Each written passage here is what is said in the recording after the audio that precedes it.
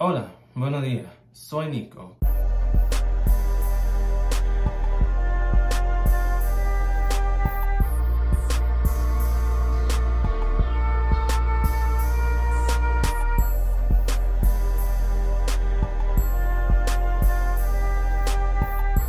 I'm getting a nervous feeling in my stomach.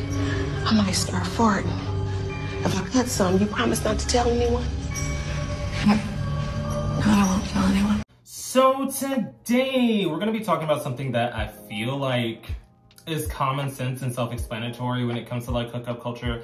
But with the popularity of the Jeffrey Dahmer series, I feel like it's something that we can really dig into. But before we get started, if you like this kind of content, make sure to follow me at patreon.com/Nicosaesthetics for more exclusive videos, weekly lives, and to be a part of the podcast. Listen, Linda, listen. So the podcast, it's kind of like what happened with Twitch, where it's like, I'm putting in a lot of effort and I don't see like an immediate return. So I'm just like, I'm busting my ass for no reason. Because I mean, we get hundreds of views on the podcast, which is fun, but I can't monetize that. So it's extra editing because sometimes people say things that I cannot release to the public. So I had to go back and edit and cut and snip and cut and snip. I'm just thinking like, girl, I don't. Anyways, that's not why you're here. That's not why you're here. But yes, we have weekly discussions. It's a little community. It's really fun. It's really cute. If you don't want to do that, if you just want to go to a like-minded community, check out the Discord, because the Discord be popping. They messy as shit. They messy as shit, but those are my girls. I be going into the T-Tab and I'm just like, ain't this some shenanigans? I actually get a lot of ideas from them on videos because it's just messy and it's fun. But yes, on to the actual topic. First and foremost, I do not find the Jeffrey Dahmer jokes comedic whatsoever. Nico, you got serious? Yeah, I'm just like, these are real people, and it wasn't that long ago, so their actual family members are sitting there watching y'all cracking jokes about eating people, about the loss of their life, you know what I mean? So the memes and jokes, they aren't necessarily funny to me. So the first joke that I wanted to talk about was I Am Zoe, the one I did a video on, where basically he was saying that he likes straight men and then he will only tolerate a straight man, and that he doesn't want another man that has had another man because he want to be the one that changed them. Some frou-frou lame shit, some stupid shit, you know, things that aren't realistic. That's probably why he's single. But then somebody clapped back because he said some stupid like, I eat his kids anyway, I'm just like Jeffrey Dahmer. And somebody said, this isn't really poor taste because you have been caught in situations with minors, which was hilarious. That one I did laugh at because he got that bitch. But also, it's just in poor taste. Like I said, this is a situation that affected our community. Nico, black and brown people. He did not target them because they were attracted to white men. What do you mean? Some people were saying muscle gays these days would be the perfect target for Jeffrey Dahmer. You need to understand that this man targeted young and unfortunate individuals, such as people that were living in poverty, mostly minorities. Yes, he attacked a few Caucasian people, but it was mostly black and brown people, and he would entice them by offering them money to come back to his apartment so that he could do either sexual acts or take photographs of them. And then he would put crushed up sleeping pills into their drinks without them knowing, and it would move further into that. You can watch a true crime channel if you want the details, because I personally prefer that over the dramatization of the Netflix series. Nico, I'm not that big into true crime, but when this was popping off, I wanted to understand what exactly did this man do to have y'all all in a tizzy making jokes and saying that he was attractive. People saying that he was attractive, especially as black people, completely went over my head. I'm like, I could not hear about the disgusting things he did to these people and then say that he's attractive. Talking about something we can still acknowledge, girl, there was nothing to acknowledge. Maybe it's because I'm not impressed by what mediocrity, but he was not that attracted to me. So y'all, there are certain things I can't say now that I monetize.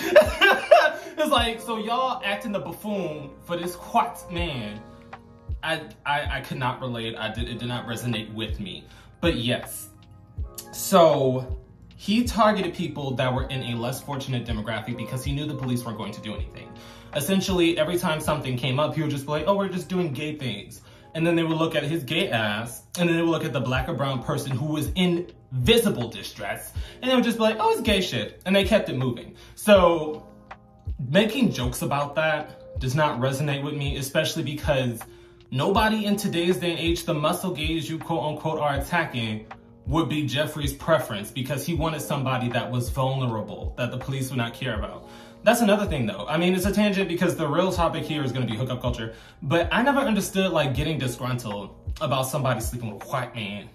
Personally, if I see that you only like white men, it does not affect me, because at that point I'm like, I'm not even a factor in your life.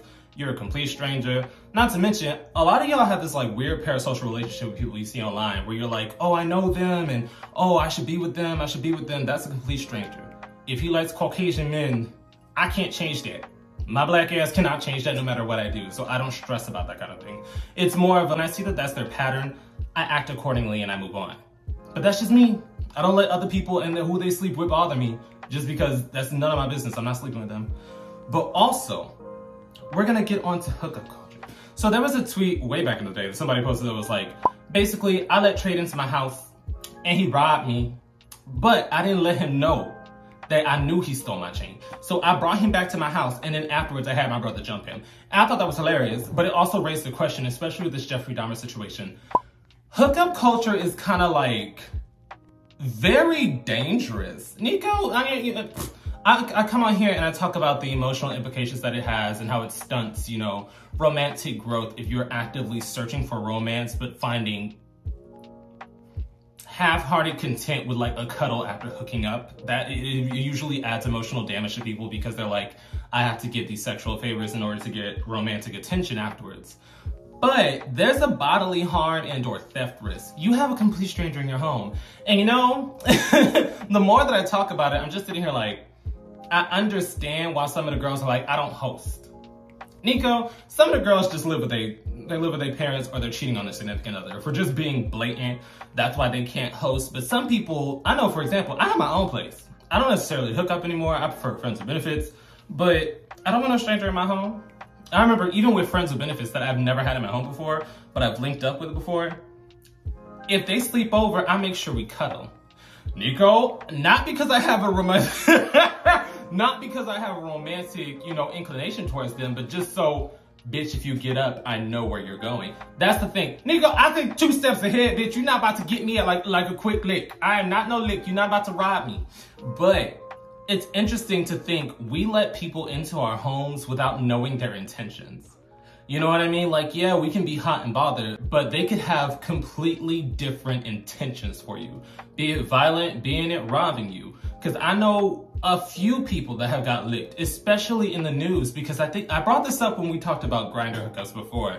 But basically how somebody was told to come to a hookup and they got robbed at gunpoint by 3 different people that was waiting for them. It was a setup. And I see this happen time and time again, you know, these quote unquote hate crimes, and they target people on Grindr because a lot of people have been conditioned within hookup culture to not ask any questions. They don't ask no questions. Nico, listen, the furthest you're gonna get in a conversation with somebody on a hookup app, raw or safe.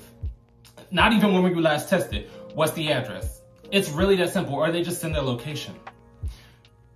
I'm a bitch that likes to ask questions. Nico, listen, because I've actually gotten blocked a few times because people are like, you asking too many questions. And I'm sitting here like, bro, it's 2 a.m., let's say on a Wednesday night. I live alone. If I go missing, nobody gonna find out. For a few weeks, Nico, it's because I don't really talk to people that much. Like, I have like 3 friends I text all day, every day. But outside of that, even my family, I don't hit them up regularly to let them know what I'm up to. So I'm like, if I go vanish someday, they just gonna think I'm gone. It's really that simple. So I'm like, it's 2 a.m. on a Wednesday night. Nobody know where I'm gonna go at. I don't really tell people when I'm actually doing the freaky stuff just because I'm a grown ass man. If I want to do some freak shit, I'm gonna do some freak shit. But it's like, I don't let people know my location. So I feel like asking the base questions of visitors parking. What's the apartment number? What's the gate code? When were you last tested? Are we using protection? Like, you should be asking questions when you are going to a vague location to have sex with a complete stranger. And I understand hookup culture is kind of like fast food in the sense that you just want you just want to go. You want it quick. But you got to think about your safety and your belongings, because that's why I have a newfound respect for the bitches that say I do not host. Just because I refuse to be hot and bothered and you stick me up in my own home. Bitch, this is my personal space. You gonna violate me in my bubble? You gonna make me feel unsafe in my home? That's not happening. I'm just not letting no stranger up in my house. But that's just me. Nico, I'm one of those people that's like, I believe in energy. If you just having strangers run up and out of your home, that's gonna affect the energy of your home. You're gonna have to sage that shit. You're gonna have to get the demons out. I ain't got time for that. I ain't got time for that. And like I said in the last video, a lot of people laughed at it. No bed, no head. I'm a prissy bitch. Like you, if it's not in a home, we're not happening. If it's in my home, it's not happening until I know you better. I'm gonna ask a lot of questions. And that's the thing. I make sure to look through the window. Nico, I make sure to look through the window. If it's a first date, if it's somebody I've been talking to, if it's a friends with benefits, I don't care. I look through the window. I see what you got with you. If you got a bag, I don't trust it. I don't trust it. If you got some baggy clothing, I don't trust it.